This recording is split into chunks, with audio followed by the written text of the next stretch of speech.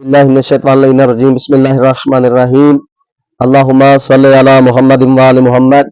माह रजब की पहली तारीख यानी माह रजब के पहले दिन के अमाल, खास अमाल ये हैं जो आपकी खिदमत में अर्ज कर रहे हैं। फरमाते हैं पहला क्या है, माह रजब की यकम तारीख को रोजे का रखना अजीम सवाब है।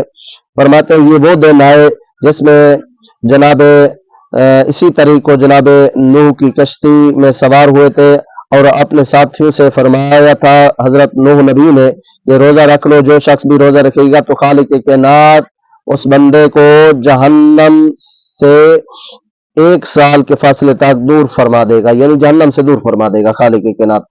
फरमाते हैं दूसरा अमल जो यकम रजब को करना है वो है, फरमाते हैं गौसल का करना, गौसल का करना भी अजीम सवाब है। तीसरा अमल ज़ियारत इमाम हुसैन अलैहिस्सलाम का पढ़ना। इमाम जाफर सादिक अलैहिस्सलाम फरमाते हैं कि जो बंदा भी इमाम हुसैन अलैहिस्सलाम की ज़ियारत को पढ़ेगा तो खुदा ताला उस बंदे मोमिन को ज़रूर बख्श देगा और उसके गुनाहों को माफ़ फरमा देगा।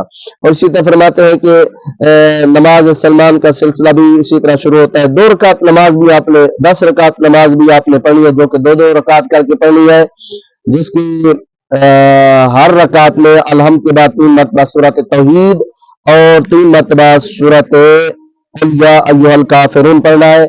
उसके बाद एक छोटी सी दुआ है जो नमाज के बाद आपने पढ़नी है, वो भी इसमें मौजूद है। तो ये दोस्तों गिरामी छोटे छोटे से अमल होते हैं जो गुनाहों की बख्शिश का जरिया बनते हैं, खुदा की रजा का सबब बनते हैं। तो इसलिए हमें चाहिए कि ये खुदा से राब्ते के लिए इन अमाल को, इन नमाजों को, इन रोज़ों को और ये अपने लिए जो है ना क्या जीनत बनाए और अपने लिए, अपने बच्चों के लिए बख्शिश का सामान इकट्ठा करें।